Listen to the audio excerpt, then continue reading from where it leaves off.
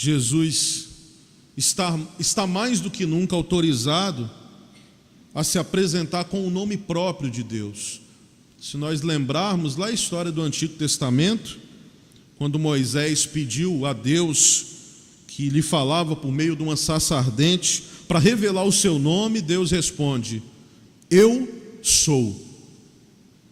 E aí surge o que nós chamamos na teologia do tetragrama sagrado. Tetragrama sagrado são as 4 consoantes que Deus diz, que é o nome dele, que ele diz para Moisés. Nós temos 4 consoantes. Algumas versões, se vocês pegarem, por exemplo, a Bíblia de Jerusalém, onde no Antigo Testamento está como Senhor, que na verdade é esse tetragrama sagrado, a Bíblia de Jerusalém vai chamar de Iavé. Outros, ao longo do tempo, vão falar de Javé. Gramaticalmente, as 2 possibilidades existem. Mas ele diz antes desse tetragrama, antes de revelar o seu nome: eu sou. E é interessante porque João e aqui Jesus surge exatamente com esse eu sou, que no Novo Testamento a expressão grega é ego eimi. Ego eimi. Jesus se revela, portanto, como eu sou. E ele especifica ao longo dos evangelhos, e especialmente no evangelho de João, quando no ego eimi ele vai dizer: eu sou o pão da vida, eu sou a luz do mundo, eu sou a porta das ovelhas, eu sou a ressurreição e a vida, eu sou o caminho, a verdade e a vida, eu sou a videira verdadeira. Rudolf Bultmann, um teólogo do Novo Testamento, ele comenta que na frase ego eimi, o ego é mais um predicado do que um sujeito. E o sentido real, na verdade, seria: em mim está presente a vida, em mim está presente a luz, em mim está presente a videira verdadeira. E parece que todo o evangelho de João é construído em torno da revelação do nome de Cristo, tentando mostrar quem ele é. E quando nós juntamos no evangelho de João todos esses ego eimi, todos esses eu sou, dá a impressão de surgir um verdadeiro mandala. Nós podemos dizer talvez que é o tetragrama sagrado de João, o nome santo, o grande eu sou, ego eimi, o mistério de seu ser. A tradição cristã vê na encarnação de Cristo a revelação e a manifestação desse nome de Deus. A humanidade de Cristo é a nova sarça ardente, na qual queima, sem consumir, a luz de Deus. É como se em sua sarça de humanidade, Jesus manifestasse a luz divina, se revelando quem Ele é para a humanidade. O corpo de Cristo torna-se transparente à presença do ser que Ele habita. E cada ego eimi desse evangelho são temas dos quais Cristo tenta vir ao nosso encontro exatamente onde nós estamos. Nós somos levados a pensar que cada um desses temas, cada um desses eu sou, cada um desses ego eimi, nos aponte um caminho em direção ao nosso próprio eu sou, a descoberta de nós mesmos. No trecho, depois de ter se apresentado como a porta do redil, quando Jesus vai dizer, eu sou a porta, Jesus declara por 2 vezes, eu sou bom e belo pastor. Bruno, de onde você tirou esse belo? Jesus se descreve a si mesmo como bom pastor. Agora, no grego, existem 2 palavras para expressar bom. Uma é ágatos, que descreve a qualidade moral de algo, talvez aquilo que a gente chama de bom. Mas a outra palavra, que é a palavra kalos, assinala que a coisa ou a pessoa não é só boa, mas também na bondade há uma qualidade de atração, de beleza, que a converte em algo formoso. Interessante que quando se diz nesse texto que Jesus é o bom pastor, a palavra que o evangelho emprega é kalos. Em Jesus, há algo mais que eficiência, há algo mais que fidelidade, em Jesus a formosura. Muitas vezes nós falamos de um bom médico, para citar um exemplo, mas quando a gente cita e elogia um bom médico, a gente não está fazendo referência só à eficiência e à habilidade desse médico, nós fazemos também referência à sua simpatia, à sua bondade, à gentileza que o acompanha e o faz ganhar a admiração de todos. Eu lembro uma paciente que eu tive no hospital e ela sempre elogiava muito o médico, falava muito bem dele, que ele era muito carinhoso, e eu estranhava, porque apesar de fato ser um bom médico, eu não via essa postura nele.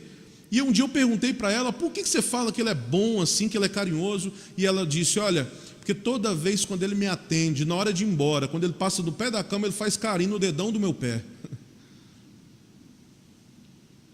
E parece que aquilo toma um símbolo para ela, que o faz enxergar aquele médico como essa figura, como esse símbolo de carinho, de acolhimento. Na imagem de Jesus como bom pastor, nesse kalos, há um elemento de beleza além da força e do poder. Há um elemento de formosura presente. O bom pastor é também o belo pastor. O bom pastor aqui é o oposto do pastor que o texto chama de mercenário, que faz esse ofício apenas para ser pago, que olha para a recompensa pelo trabalho, mas que na verdade não ama as ovelhas. Essas não lhe pertencem, não são destinatários do seu amor, ele não se importa com elas.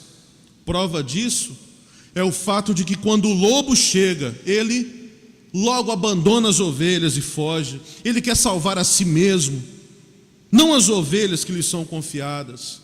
Ele quer apenas governar as ovelhas. E a primeira qualidade desse bom pastor é a proximidade às ovelhas. Ele está com elas noite e dia, nos desertos e nos prados, debaixo do sol e debaixo da chuva. Papa Francisco, recentemente, em um de seus sermões, ele falou sobre a proximidade da cozinha. Esse assunto é bom, cozinha. Hoje eu almocei na casa da Ângela e do Anderson, comi um salmão, que eu vou contar um negócio para vocês. Peguei até a receita. Essa proximidade com a cozinha, isto é, está lá onde se cozinham as coisas decisivas, aquelas que importam para cada ovelha, para cada rebanho. Ele falou que o pastor, o Papa Francisco diz que o pastor tem que ter cheiro de ovelha. Jesus tenta explicar essa comunhão recíproca, evocando até mesmo o conhecimento entre ele e o Pai, que o enviou para realizar a sua vontade. E nas palavras de Jesus, conheço as minhas ovelhas e elas me conhecem, assim como o Pai me conhece e eu conheço o Pai. A relação entre ele e as ovelhas, ele compara entre a relação que ele próprio tem com o Pai. Há nessas palavras de Jesus a essência do cuidado pastoral. O pastor não só conhece as ovelhas uma a uma, em uma relação pessoal, em um vínculo de amor, mas também as ovelhas conhecem o pastor, conhecem sua vida, o seu comportamento, os seus sentimentos, as suas ansiedades, as suas alegrias, porque o pastor é seu vizinho, porque o pastor é o seu próximo. As ovelhas não conhecem apenas a voz do pastor que ouvem quando ele as chama, mas também conhecem a sua presença quando ele se aproxima. Às vezes, presença silenciosa, mas que sempre traz a cada um de nós paz e segurança. Essa presença silenciosa de Deus. Reconheço para vocês que uma das minhas alegrias no pastoreio é que eu sou aquilo que eu sou fora daqui. E eu preciso reconhecer para vocês que eu nunca consegui isso em lugar nenhum. Eu sou aqui, e eu sou com as pessoas dessa comunidade o que eu sou fora daqui. E eu não preciso aqui fingir aquilo que eu não sou, esconder inclusive as minhas fragilidades. as minhas debilidades, não. Esse conhecimento, comunhão, certamente é o mesmo vivido por Jesus nos seus dias terrenos, dentro da sua comunidade, com os seus discípulos e suas discípulas, mas também é uma comunhão que transcende os tempos, pois será vivida na história entre o ressuscitado com cada um de nós. Martin Heidegger fala do homem como sendo o pastor do ser. E aí não pense só em mim como pastor, não. O homem é o pastor do ser. A missão do homem é cuidar do ser. O lobo, o mercenário, de que fala o evangelho que nós lemos, é um homem que antes de tudo procura controlar, domesticar a natureza, dominar, agredir o desejo do outro, os desejos do outro. Sua preocupação está fixada no que produzem as ovelhas, não nas próprias ovelhas. A praga do utilitarismo que entrou inclusive em nosso meio, no meio das igrejas. Parece que você só é a medida daquilo que você produz. É interessante que Jesus, ao longo do seu ministério, encontrou muitas pessoas pelo caminho que eram conhecidas pelo que sofriam e não por quem eram.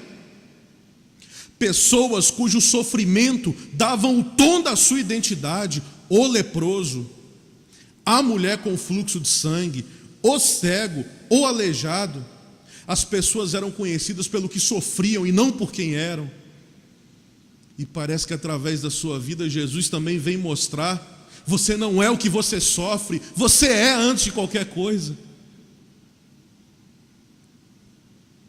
Ele não cura o leproso para depois tocá-lo. Primeiro ele toca e depois ele trata. Primeiro ele acolhe.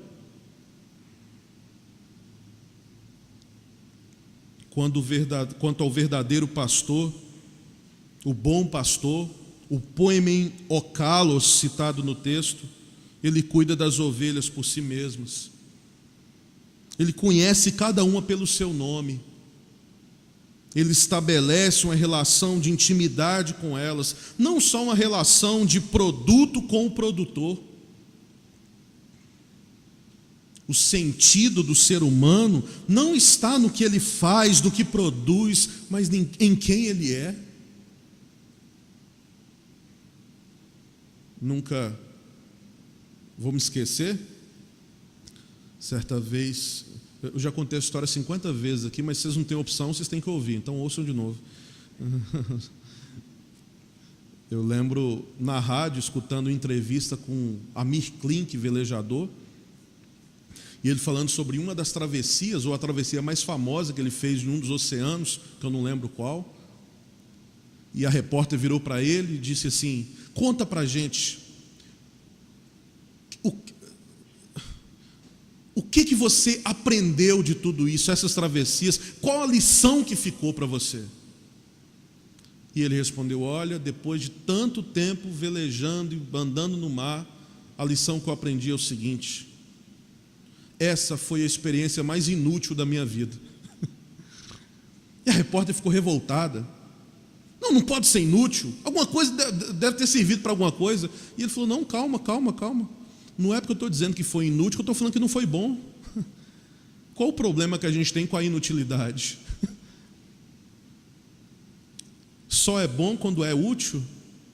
Qual o problema que a gente tem com a inutilidade? Inclusive, quando eu cheguei, eu estava vendo depois as fitas, né? Fita, agora eu falei minha idade, né? Fita é negócio de velho. Estava vendo os vídeos lá depois, e o pessoal comentando quando eu cheguei no porto, que eu demorei a sair do barco, e todo mundo falando: olha, os repórteres dizendo, ele está extasiado por tanto tempo sem contato humano. Ele falou: não, é que eu estava ouvindo o barulho da água, estava bem gostoso, eu queria ficar mais um pouquinho. Qual o problema que a gente tem com a inutilidade? Qual o problema que a gente tem com o ócio? Como se ele não fosse parte da vida. Sabem quando eu percebi que eu tinha um problema com ócio? Quando no meio da minha agenda atribulada, eu tirei um sábado para descansar e fiquei me sentindo culpado. Para descansar, não é para... Não, tirei um sábado para descansar, para não fazer nada, perna para cima. E eu fiquei me sentindo culpado, pensando, eu poderia estar no hospital, poderia estar escrevendo, poderia estar produzindo. Qual o problema com ócio? Qual o problema? Será que nós somos só na medida de quanto nós somos úteis?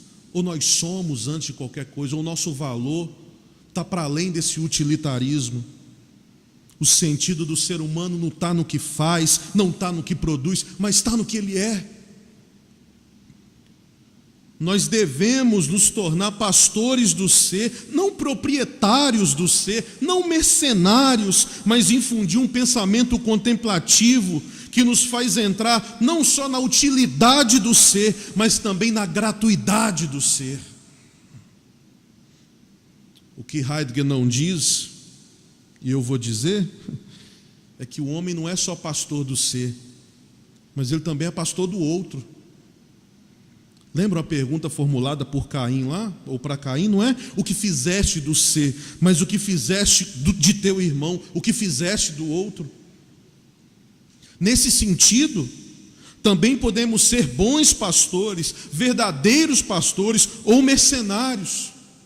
Nós podemos nos servir do outro, explorá-lo, utilizá-lo para o nosso prazer ou para o nosso poder, ou então cuidar do outro, desejar sua paz, desejar sua felicidade. No momento em que o outro se extravia, seja ele meu amigo ou não, no momento em que o outro está machucado, quando seus passos ou seu espírito vacilam, Jesus nos dá o exemplo para escutar a sua voz que fala mais alto que o próprio eu: guarda o teu irmão.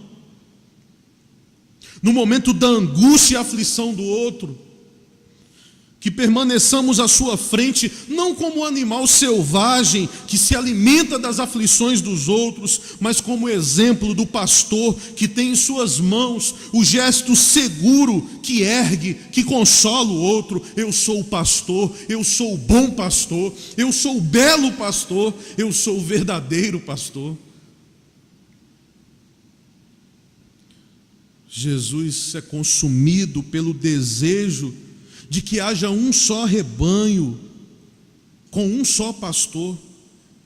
Jesus não é como os pastores de Israel, mas precisamente por ser a luz do mundo, tendo Deus amado o mundo, Ele também é pastor de toda a humanidade.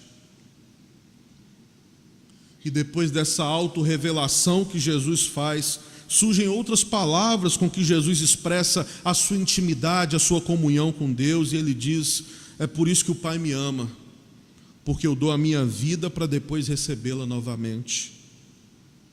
Porque em Jesus há esse amor até o extremo. O mandamento do Pai é que Ele gaste, que Ele ofereça a sua vida, e a promessa do Pai é de que assim Ele poderá recebê-la, porque quem perder a sua vida a encontrará novamente, mas quem quiser salvá-la perderá, é o que diz o Evangelho. Ninguém tira a vida de Jesus, ninguém a rouba, e sua morte não é um destino nem um acaso, não. Trata-se de um dom feito na liberdade e por amor, um dom do qual ele foi consciente ao longo de toda a sua vida, porque Jesus não quer apenas com a sua morte nos tirar do inferno, mas com a sua vida tirar o inferno de dentro de nós. Nas palavras de Jesus, o Pai aparece como origem e fim de toda atividade. Dele vem um mandamento que nada mais é do que o mandamento de amar, vivido por Jesus na sua vida até as últimas consequências. Comentando esse texto, o William Barclay vai dizer que no túmulo de um cristão, no final do século II, um cristão chamado Abércio, nós lemos a seguinte inscrição no túmulo dele: sou discípulo de um pastor santo, que tem olhos grandes, seu olhar alcança a todos. Sim, Jesus é o bom e belo pastor, com olhos grandes, que alcança a todos, até hoje, inclusive a nós. E por esses olhos, nós nos sentimos protegidos, nos sentimos acolhidos, nos sentimos guiados. Ele não é como o mercenário que foge quando corremos perigo. Jesus é esse pastor de olhos grandes, e poderia talvez dizer como Rubem Alves, grandes e olhos mansos, a olhar para cada um de nós, a nos proteger, a nos guiar. Que Deus nos abençoe. Amém.